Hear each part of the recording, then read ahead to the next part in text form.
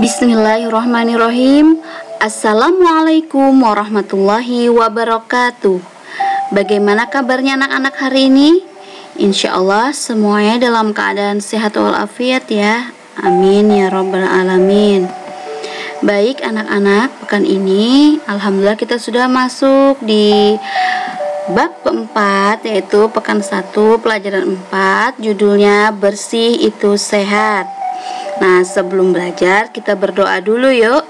Sikap berdoa, tangannya diangkat, kepalanya ditundukkan. Doa sebelum belajar PAI.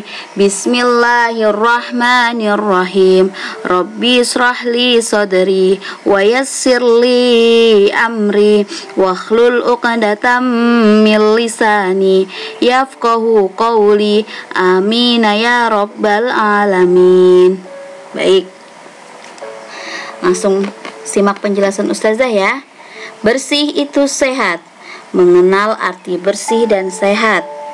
Apakah kalian bisa membedakan antara bersih dan suci anak-anak? Insya Allah bisa semua ya.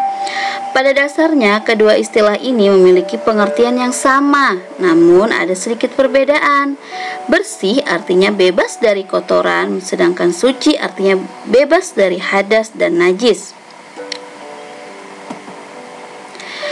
Ketika baju kamu terkena lumpur saat bermain bola, maka bajumu disebut kotor atau tidak bersih.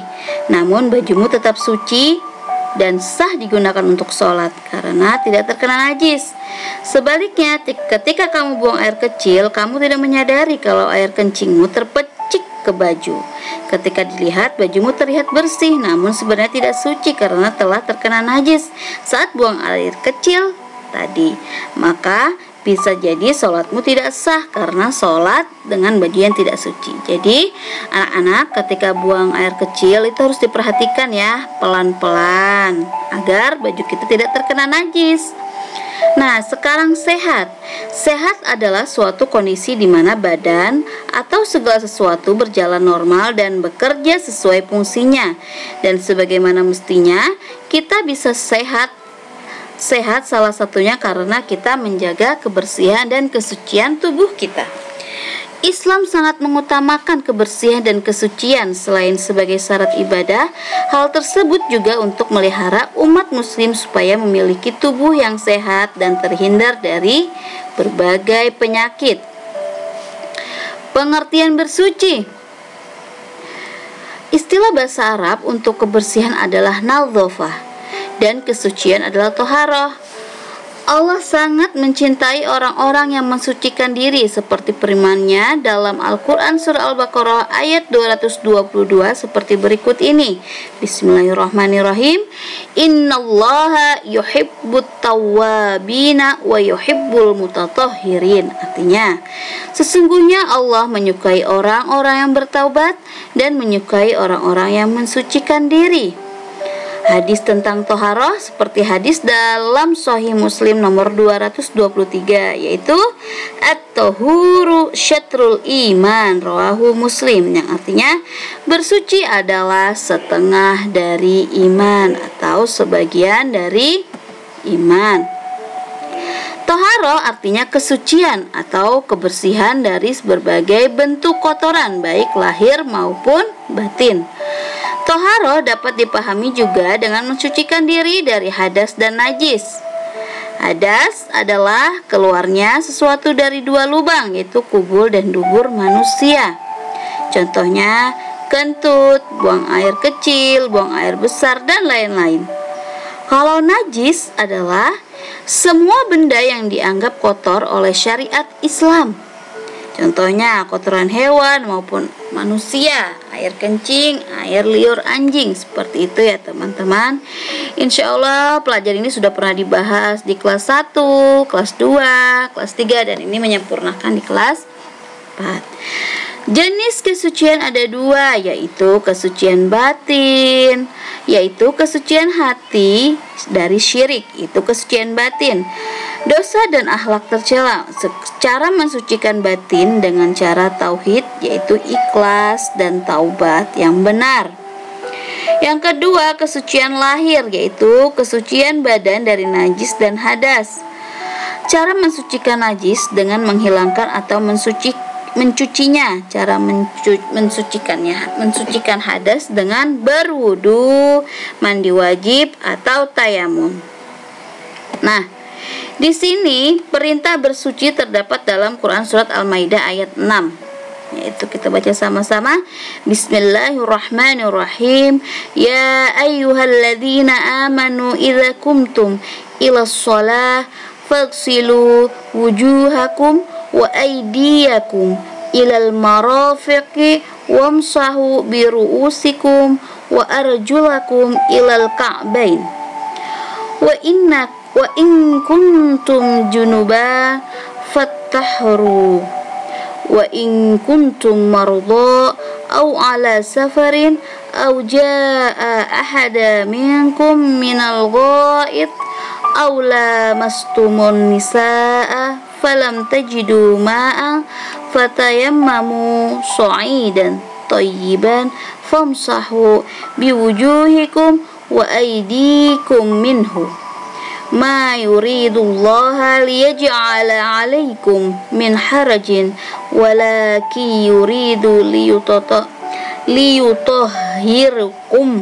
wa liyutimma ni'matahu 'alaikum la'allakum tashkurun. Artinya, hai orang-orang yang beriman, apabila kamu hendak mengerjakan sholat, maka basuhlah mukamu dan tanganmu sampai dengan siku, dan sapulah kepalamu dan basuh kakimu sampai dengan kedua mata kaki.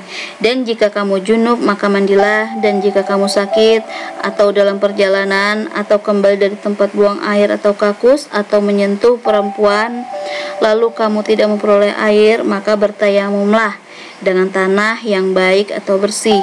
Sapulah mukamu dan tanganmu dengan tanah itu.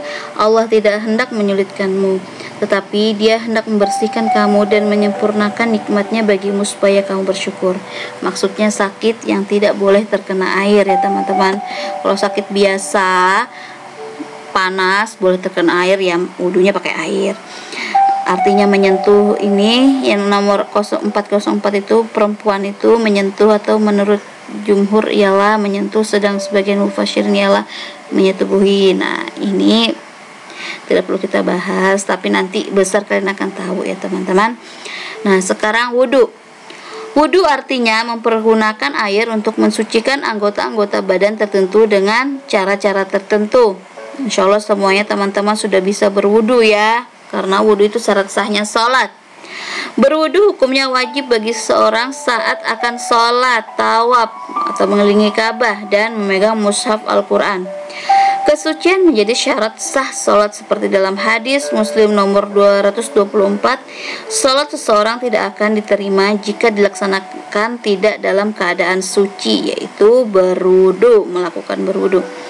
Berwudu hukumnya sunnah bagi seseorang saat berzikir. Itu sunnah bagi seseorang saat berzikir, berdoa, akan mandi wajib, akan tidur, dan mengusung jenazah. Insya Allah sunnah. Insya Allah sunnah itu dilakukan mendapat pahala, tidak dilakukan tidak mendapat dosa, tidak mendapat apa-apa ya.